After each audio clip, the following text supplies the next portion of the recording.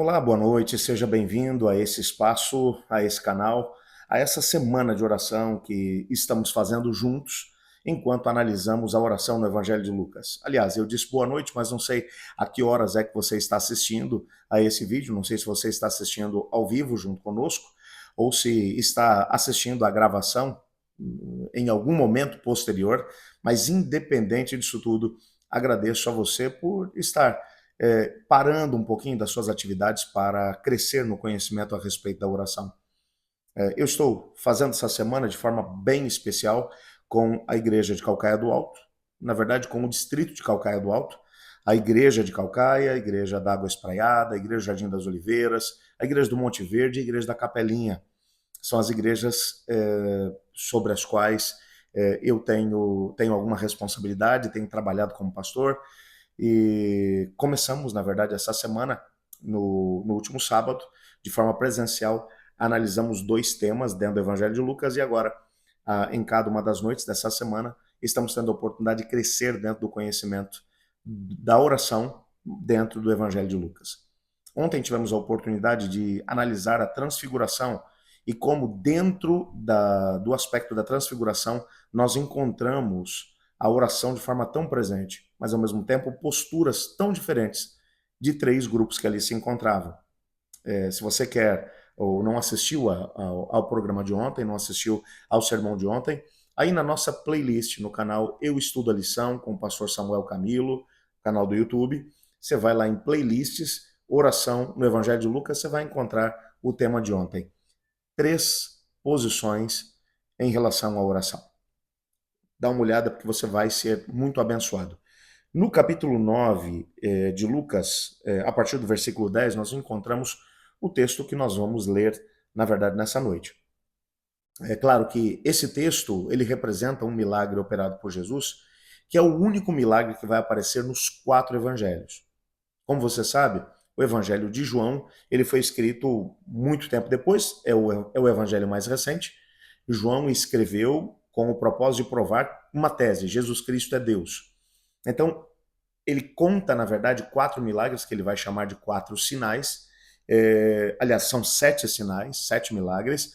E o único milagre que ele vai repetir, que vai aparecer nos evangelhos sinóticos, é esse milagre, que é o milagre da primeira multiplicação dos pães.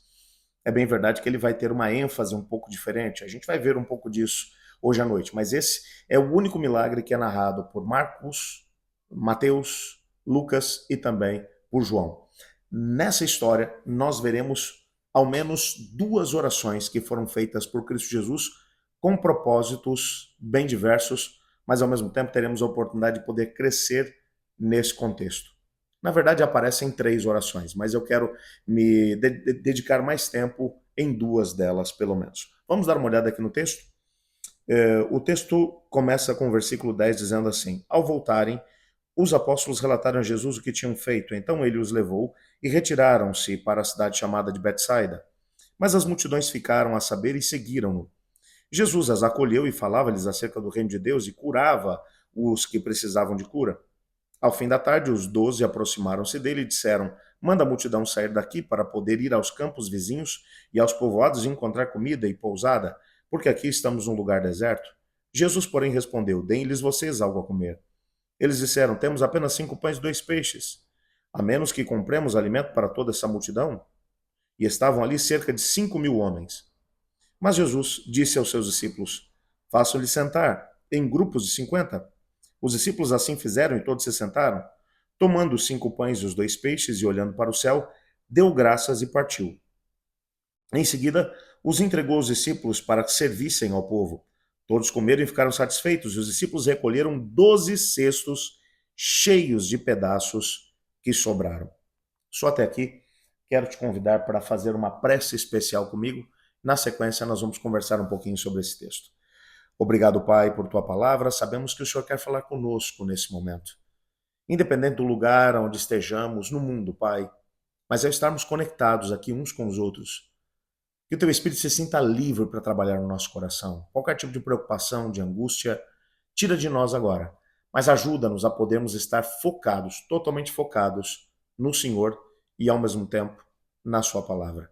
Ajuda-nos, pois é em nome de Jesus que nós oramos. Amém.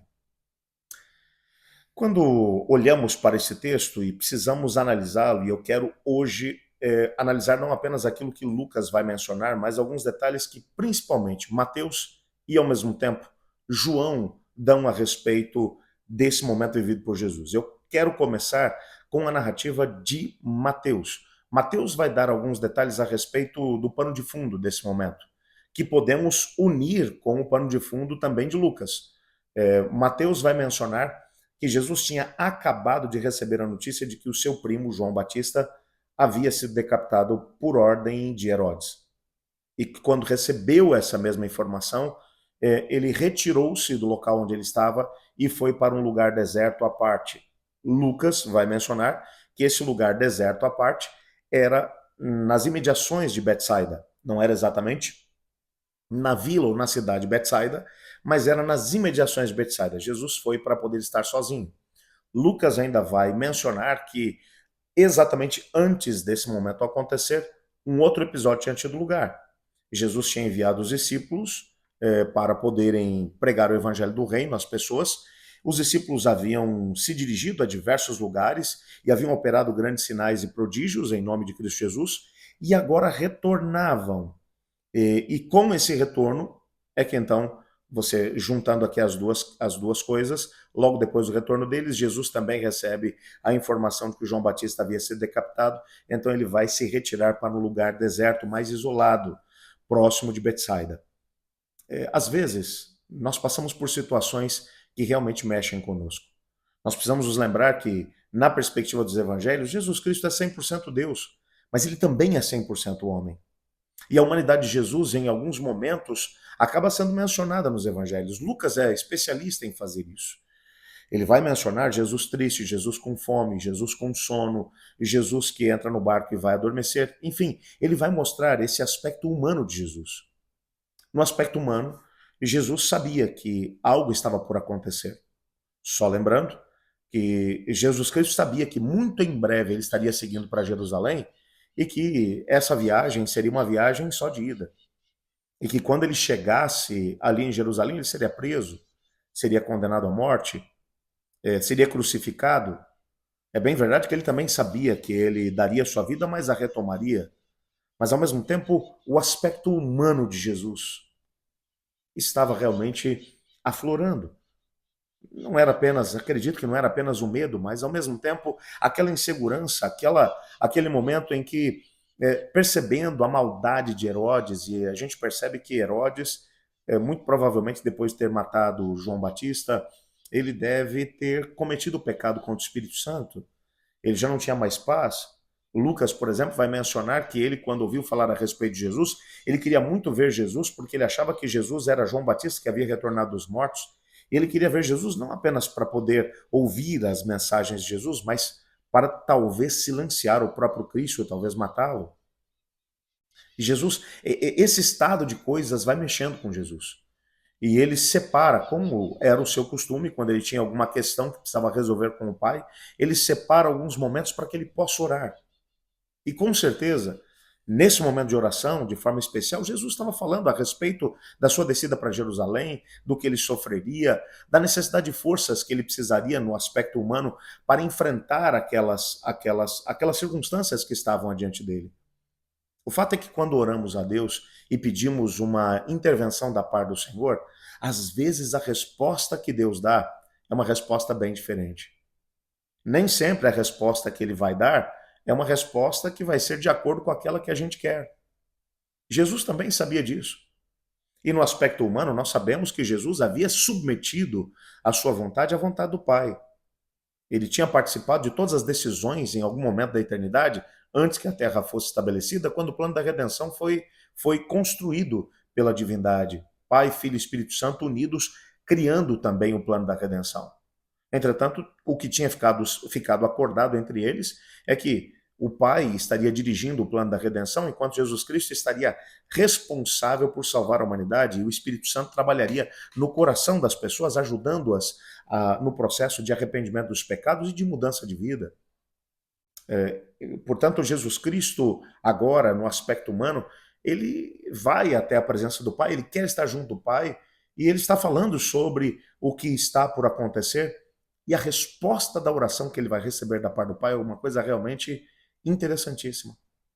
Antes de poder falar da resposta, deixa eu te dizer que a gente pode já de cara aprender com Cristo Jesus que quando o nosso coração está apertado, angustiado, triste, preocupado, quando nós vemos portas que não se abrem de jeito nenhum, quando a gente está buscando uma resposta da parte de Deus e parece que só o silêncio é o que vem sobre a nossa vida, quando olhamos à nossa volta e a gente até clama e busca, mas parece que a resposta não vem, que o milagre não aparece, que as coisas não têm lugar. A Bíblia vai mencionar que a melhor coisa que podemos fazer é buscar em Deus as respostas e ao mesmo tempo o conforto, o consolo, a força para enfrentar as dificuldades e problemas que estão diante de nós.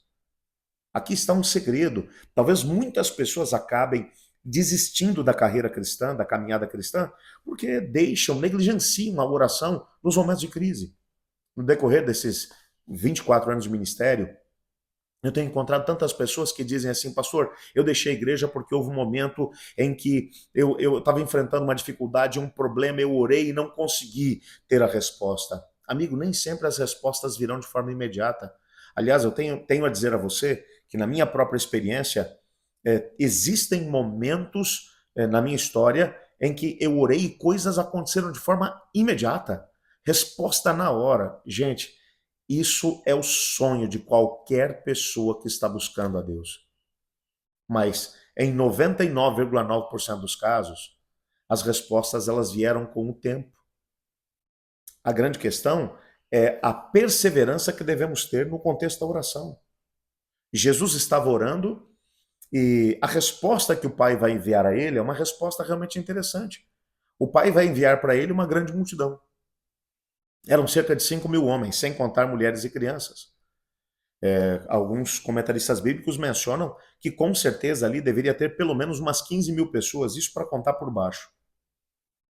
Mas como é que isso pode ser uma resposta para Jesus?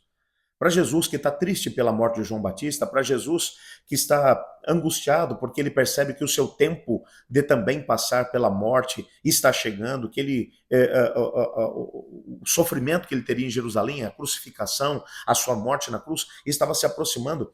E com certeza isso lhe pesava no espírito, como uma multidão de cerca de 15.000 pessoas pode ser resposta à oração. Aquelas pessoas quando chegaram, Mateus vai dar um detalhe mencionando que aquelas pessoas eram como ovelhas sem pastor. E Jesus se compadeceu grandemente dela e curou todos os seus enfermos. Lucas vai mencionar que ele pregou o evangelho do reino para aquelas pessoas. E você pode imaginar que aquele lugar, que era um lugar deserto, um lugar à parte, como é que aquele lugar estava no final daquele dia? As pessoas curadas, louvando a Deus, glorificando o nome do Senhor. Você consegue imaginar aquele indivíduo que era mudo e que agora está cantando louvores a Deus? Você pode imaginar aquele indivíduo que é cego e que agora ele está olhando tudo à sua volta e dizendo, eu era cego, agora posso ver. Você pode imaginar aquele indivíduo que era leproso e que tinha que sair enquanto passava próximo de pessoas, gritando imundo, imundo, agora ele dizendo, me dá um abraço porque eu estou curado. Você pode imaginar como é que estão aqueles pais cujos filhos estavam completamente doentes ou perdidos e Jesus os restaurou? A alegria dessas pessoas. Você pode imaginar como o marido e a esposa estão agora quando vem a bênção de Deus chegando para o relacionamento deles, para o lar deles. Quantas bênçãos vieram da parte do Senhor para aquelas pessoas através de Cristo Jesus, como um instrumento.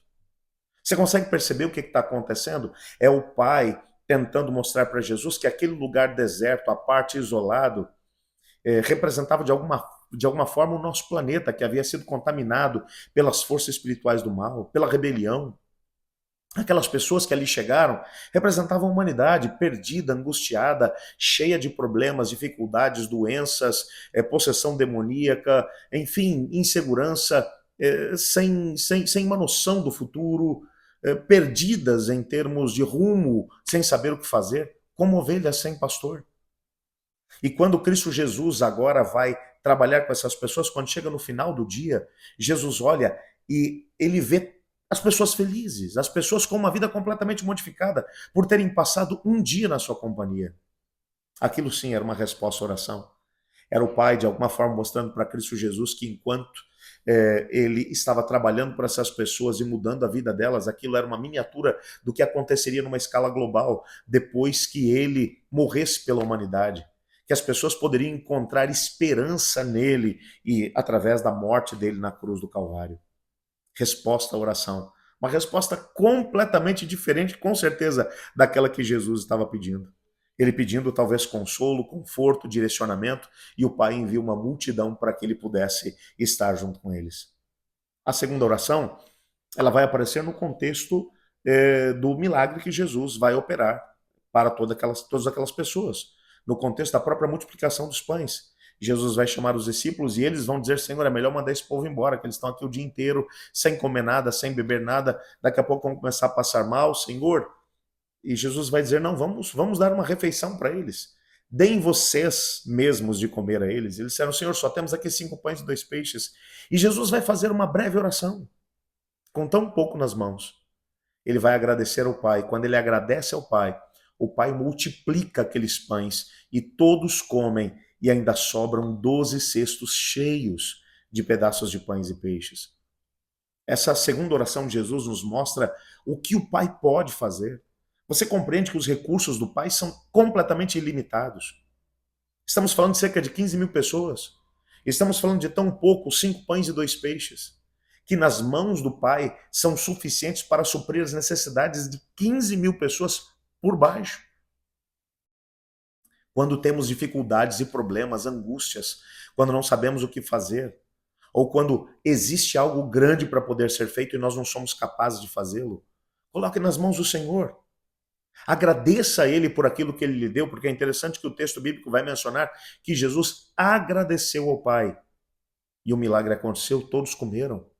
Hoje você está buscando alguma coisa, precisa que alguma porta seja aberta, precisa de recursos, precisa talvez de uma resposta, precisa que o Pai opere de uma forma extraordinária. Ei, o Pai pode. O Pai tem os recursos, você pode não ter, mas Ele tem. E o que é interessante é que a Bíblia vai mencionar que quando estamos no Pai, eu gosto muito daquela frase que vai aparecer no contexto de Lucas capítulo 15, quando Jesus vai olhar para, vai contar a parábola do filho pródigo, e quando o filho mais velho, ele vem até o pai e diz: Pai, trabalhei para o Senhor durante todos esses anos e tudo que eu queria era um cabrito para poder me alegrar com os meus amigos. O pai vai dizer: mas por que você não pegou? Tudo que é meu é teu. A promessa do pai é de que tudo que é dele é nosso. Então, na verdade, quando vamos com fé na presença dele e pedimos a sua intervenção, pode ter certeza que ele opera. Milagres extraordinários estão vindo, meu querido amigo. Milagres extraordinários estão chegando sobre a minha vida e sobre a sua. Creia nisso, mas tenha a coragem de agradecer mesmo antes de você pedir. Eu quero fazer uma pausa na nossa reflexão e eu gostaria nesse momento de orar junto com você, mas eu quero orar agradecendo pela bênção que o Pai vai enviar sobre a sua vida e sobre a minha. O sermão não está terminando, eu ainda vou te mostrar a terceira oração que foi feita no contexto desse milagre, mas eu quero agora exercitar com você aquilo que foi a oração de Jesus. Por favor, ore comigo. Senhor Deus, eu estou orando com esse meu amigo, com esse meu irmão, e o Senhor conhece o coração de cada um de nós. As questões que nos angustiam, que nos deixam talvez até mesmo entristecidos, são circunstâncias que nós não somos capazes de poder resolver e que dependemos 100% de Ti. Talvez muitas vezes esse meu irmão, essa minha irmã, eu mesmo, já tenha pedido ao Senhor uma resposta e a resposta não veio. Nós queremos nesse momento, ao invés de pedir, queremos seguir o exemplo de Jesus e queremos Te agradecer. Te agradecer, porque nós temos a certeza de que o Teu milagre já está chegando. E por isso, Pai, nós louvamos o Teu nome, exaltamos o Seu nome por quem o Senhor é. E ao mesmo tempo pelo que o Senhor faz na vida dos seus filhos. E por aquilo que o Senhor fará. Pois é em nome de Jesus que oramos. Amém. Nesse contexto, João vai mencionar a terceira oração feita por Jesus. Somente João vai mencionar essa terceira oração, porque João, os 3 evangelhos sinóticos, Mateus, Marcos e Lucas, vão terminar aqui, esse momento de oração. João vai além. João vai mencionar que logo depois desse milagre, os discípulos junto com a multidão começaram um movimento para tentar fazer com que Jesus se tornasse rei à força. O Espírito Santo revelou a Jesus aquilo que estava por acontecer. E Jesus vai chamar os discípulos e vai dizer: entrem no barco e atravessem o mar e me esperem do outro lado. Os discípulos tentam falar alguma coisa e Jesus dá uma ordem enfática: entrem no barco, atravessem o mar e eu encontro vocês do outro lado. Jesus nem sequer tinha um barco para poder atravessar. Mas os discípulos obedecem, porque Jesus tem uma autoridade que é extraordinária. Quando eles entram no barco e vão fazer a travessia, Jesus, ao invés de ir ter com a multidão, Jesus sobe o monte. E ele vai passar, dizem alguns comentaristas bíblicos, algo em torno de 7 horas em oração no alto do monte. Por que Jesus vai gastar tantas horas em oração lá em cima? A razão para isso é muito simples. Você se lembra que na terceira tentação de Jesus, nós falamos sobre isso nessa semana. Se você não assistiu a essa mensagem, eu te desafio a dar uma olhada aí no nosso canal, no YouTube. Eu estudo a lição com o pastor Samuel Camilo, tem ali uma pasta intitulada Playlist. Se você entrar, tem uma outra pasta que é a oração no Evangelho de Lucas. Ali você vai encontrar uma das mensagens dessa semana que vai mostrar exatamente isso. Que no contexto da última tentação de Jesus, o inimigo vai se aproximar de Jesus e vai dizer: todas as coisas nesse mundo são minhas, e eu dou a quem eu quiser. Então, ajoelhe-se e me adore. Se você fizer isso, eu darei todo o mundo para você. Você não precisa morrer na cruz do Calvário, tem um caminho que é mais curto. O inimigo vai fazer exatamente a mesma coisa agora, mas não de forma pessoal. Não é Satanás de forma direta falando com Jesus. Agora é através da multidão que ele vai tentar Jesus a encontrar um caminho mais curto. Ao invés de morrer na cruz do Calvário, quem sabe tornar-se rei. E Jesus vai subir o monte, vai gastar largas horas em oração. Por quê? Porque tem momentos, meus queridos amigos e irmãos, que tudo que a gente precisa é afinar a visão junto com o Pai. Às vezes a fé fica abalada porque a nossa visão a respeito do que o Pai está fazendo é uma visão curta e limitada. Às vezes, a nossa percepção do que está acontecendo à nossa volta acaba sendo equivocada ou até mesmo acaba se tornando uma situação que é pequena, acaba se tornando maior, exatamente porque a gente não é capaz de poder compreender todas as coisas. Mas o Senhor Deus, ele vai enviar um recado todo especial agora para você e para mim. Tem hora você precisa orar para que a tua visão esteja 100% afinada com a visão do Pai. E Jesus vai passar, creio realmente nisso, algo em torno de 7 horas orando, clamando ao Pai, para que a sua visão esteja afinada com a visão do Pai. Não é fácil trocar o trono ou o trono pela cruz. O mais fácil seria abraçar o trono e o poder do que abraçar a cruz e morrer de forma vergonhosa numa cruz. Mas ele vai agora afinar a visão com o Pai. No final desse período, a visão de Cristo está perfeitamente resolvida e isso não é uma coisa pequena. E eu digo a você que não é, porque no dia seguinte, por causa dessa visão de Jesus que está muito clara, ele vai confrontar a mesma multidão que queria fazer dele rei, e toda essa multidão vai embora. Chega até o ponto de Jesus olhar para os discípulos e dizer: vocês também querem ir? E Pedro vai responder: Senhor, para quem iríamos se só tu tens as palavras de vida eterna? Os discípulos, apesar de não compreenderem tudo, mas ainda estavam fechados com Jesus.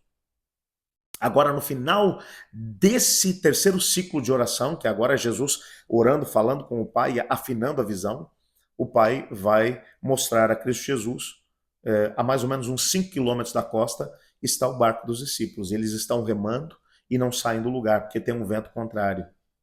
E aqui também tem um aspecto que eu queria aproveitar para mencionar para você. Todas as vezes em que a nossa visão não está afinada com a visão de Cristo, e os discípulos estavam profundamente chateados com o que estava acontecendo. Eles achavam que Jesus tinha perdido uma oportunidade extraordinária, porque se ele se tornasse rei, seria muito mais fácil para resolver todos os problemas. E Jesus tinha perdido uma grande oportunidade, isso na visão dos discípulos. Eles estão contrariados em relação a Jesus. Existem momentos em que a resposta de Deus para as nossas expectativas acaba nos frustrando. O que é que você vai fazer diante disso? Nós podemos aprender com a história dos discípulos que toda vez que a gente permite que a frustração venha sobre nós, quando a resposta de Deus é negativa, isso vai fazer com que a gente Reme, mas não saia do lugar. Pior do que a frustração é você colocar toda a sua energia em algumas coisas e as coisas não andarem, não fluírem, não acontecerem. Nessa altura, Jesus, ele vai agora receber autorização da parte do Pai para que ele vá até os discípulos, e ele vai da forma mais extraordinária, ele vai caminhando sobre as águas. Talvez você vai dizer assim, pastor, nunca ouvi falar de ninguém andando sobre as águas. Bom, talvez a gente nunca tenha tido a oportunidade de poder ouvir falar a respeito disso, porque são poucas as pessoas que gastavam tanto tempo em oração quanto Cristo Jesus. Depois de 7 horas em oração, quando o Pai dá a ordem, quando ele percebe nitidamente que isso fazia parte do plano do Pai, ele simplesmente obedece. Ele obedece e vai. Que eu fico imaginando como foi o primeiro passo dele sobre as ondas. Quando você olha para um oceano e vê as ondas indo e vindo, e você tomar a decisão de que simplesmente você vai entrar para dentro da água, e na verdade não é para dentro, é para cima da água, vai caminhar em cima dela. Algo que é completamente impossível, humanamente falando. Ele vai caminhando sobre as águas e ele vai encontrar os discípulos que estão perdidos, e naquela mesma noite algumas coisas acontecerão. Ele vai se apresentar aos discípulos como o Salvador da humanidade, o Salvador deles. Eles estão com medo, eles olham para Jesus, eles não conseguem ver Jesus, eles acham que Jesus é um fantasma no meio da madrugada já agora.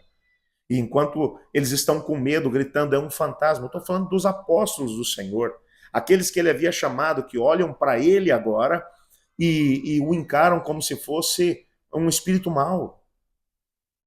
Às vezes, enquanto estamos passando por provações, principalmente quando não estamos afinados com Deus, até mesmo a resposta que Deus manda para a gente acaba sendo incompreendida. E Jesus vai dizer para eles, filhos, calma, sou eu. Mesmo assim, os discípulos não creem. É Pedro quem vai tomar a iniciativa agora e vai dizer, Jesus, se é você, manda que eu vá até o Senhor caminhando sobre as águas. E Jesus vai dizer, venha. Tem hora que a gente tem necessidade de poder sentir Deus mais de perto. E o que eu acho interessante é que Pedro está provando o Senhor. Senhor, eu quero também ter essa experiência. Aí você vai dizer, mas ele acabou desviando o olhar de Jesus e afundou. E isso tudo é verdade. Jesus o levantou de volta. Eles entraram juntos no barco, mas uma coisa é fato, ele caminhou em cima da água. Os outros 11 ficaram dentro do barco. Dos 12, o único que teve coragem de ir na direção de Deus e que teve uma história extraordinária para contar foi Pedro. Eu quase imagino, alguns anos mais tarde, Pedro fazendo um sermão e perguntando, talvez na abertura do sermão, na introdução do sermão, ele perguntando, quantos de vocês já caminharam sobre as águas? Por favor, levantem as mãos. Ninguém. Bom, eu já caminhei. Ele construiu uma história com o Senhor. Quando num momento de crise, porque a visão dele em relação àquilo que Jesus estava fazendo estava distorcida, ele não compreendia o que o Senhor estava fazendo, ele achava que o Senhor estava perdendo uma oportunidade, mas ele conhecia o Senhor. Então, mesmo numa hora de crise, ele vai dizer, Senhor, se é o Senhor, me permita ir aí. Eu quero ter essa experiência com o Senhor. Cada vez que você busca uma experiência íntima com o Senhor responde. Porque ele está próximo de nós, ele não está distante. Você compreendeu essas 3 orações? Talvez hoje haja alguém que está sofrendo por causa das perdas dessa vida. Como Jesus estava no começo dessa história. Jesus vai tomar uma decisão. Eu vou resolver o meu luto e as minhas preocupações em oração com o Pai. Talvez haja alguém que está precisando de alguma coisa física. Comida, dinheiro, uma cura, não sei o quê. Bom, quando Jesus Cristo precisou disso, ele foi até o Pai e recebeu da parte do Pai que estava buscando. Talvez haja alguém que não está compreendendo aquilo que está acontecendo à sua volta. Tem dificuldade de poder afinar a visão, percebe que a sua visão está distorcida em relação à visão do Pai. Eu te desafio a fazer a mesma coisa que Jesus fez. Vá ao Pai, ore a Ele, saiba que Ele vai te responder. Talvez você precise de um tempo, um pouco mais junto com o Senhor. Lembre-se que o próprio Cristo passou algo em torno de 7 horas na presença do Pai para poder entender tudo isso. Mas ao entender, ele sai como um instrumento do Pai para poder abençoar aqueles que estão à sua volta. É isso que Deus quer para você e para mim. Nessa semana, o que estamos buscando através dessa semana de oração não é apenas mostrar para você conceitos abstratos. Eu estou mostrando para você situações do cotidiano, da vida de Jesus, bem como dos discípulos, aonde a oração foi crucial para que as circunstâncias fossem modificadas. Hoje, portanto, independente das circunstâncias que você enfrenta, ore a Deus, clame a Ele e com certeza Ele responderá. Ore comigo. Obrigado, Senhor, por tua palavra e pela certeza que temos do teu amor, da tua compaixão e ao mesmo tempo dos planos e sonhos que o Senhor tem para cada um de nós. Nós queremos, Senhor, orar em todas as circunstâncias, assim como Jesus o fez, quando tristes ou talvez angustiados, quando em necessidades, quando precisamos de uma visão mais clara a respeito do que fazer. Queremos seguir as orientações de Jesus.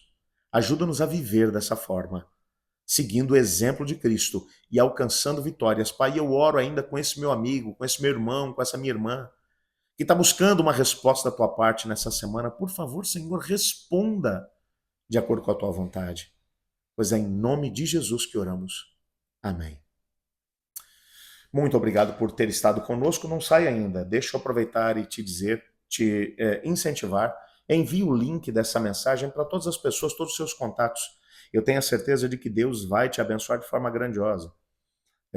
E quem sabe essas pessoas que receberão esse link terão a oportunidade também de crescer no conhecimento de Deus e talvez encontrar as respostas que estão buscando da parte do Senhor.